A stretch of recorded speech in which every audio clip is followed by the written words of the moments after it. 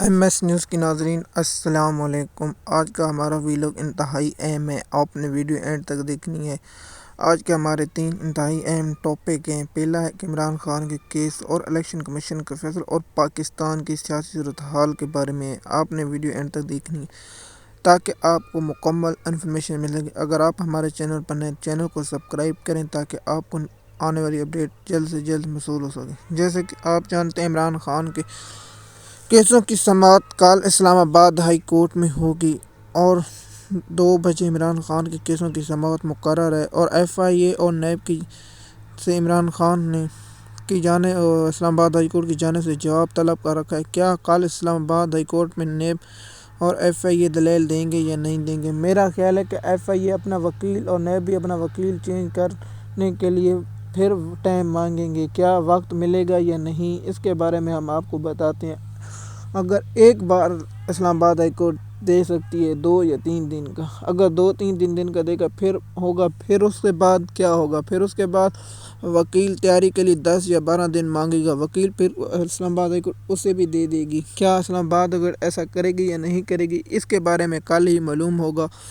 اور election commission کا فیصلہ کیا ہے، اس کے بارے میں ہم آپ کو آگاہ کرتے ہیں۔ پاکستان تحریک انصاف اور سنی اتحاد کونسل کو مخصوص نشستیں دینے کا درخواست مسترد کر دی گئی۔ یہ پاکستان کا عجیب و غریب فیصلہ ہے۔ یہ پاکستان کے آئین کے خلاف فیصلہ ہے۔ یہ خواہشوں پر فیصلہ ہے۔ پاکستان پہلے پی ٹی آئی پہلے یہ فیصلہ الیکشن کمیشن کر چکا ہے کہ بلوچ فاٹا کے لوگوں کو پہلے بھی ایک مخصوص نشستیں مل چکی تھی جو الیکشن کے بعد درخواست جمع کر۔ کیا پاکستان میں صرف خواہشوں پر چلتا ہے؟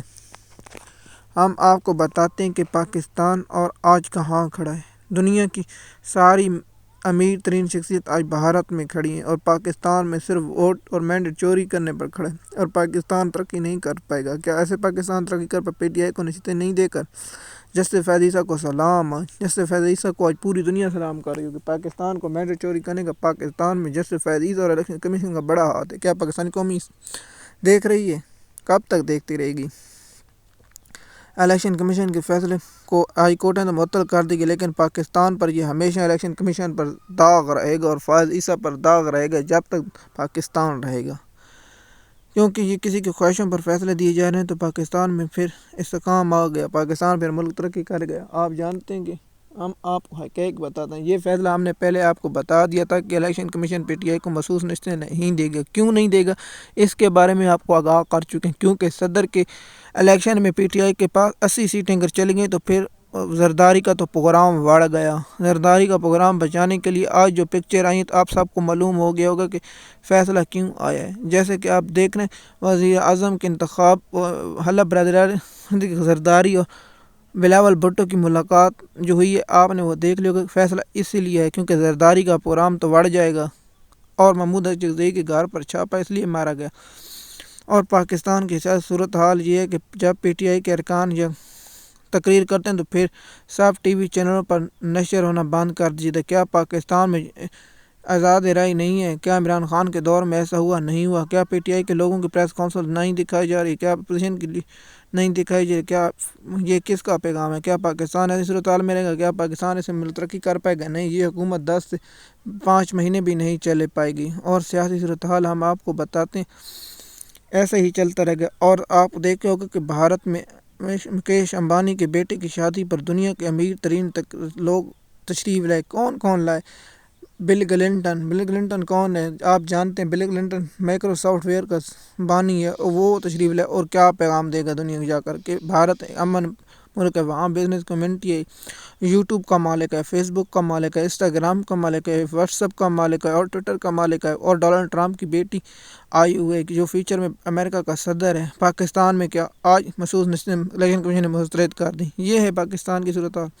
اور بھارت میں کیا ہے؟ کیا پاکستان ایسے حالات ہیں؟ اور پاکستان ایک اور میں آپ کو خوشخبری سناتا ہوں، پاکستان کی جو پورے سال میں کمائی کرتے وہ بھارت کی ٹاٹا اس سے زیادہ کماتی ہے۔ کیا پاکستان کو اس صورتحال پر پہنچا دیا گیا کہ پی ٹی آئی کے لوگوں کی تقریریں صرف 9 مئی بھائی جب بجلی کا بل نہ آئے تو ہم 9 مئی کی مذمت کریں؟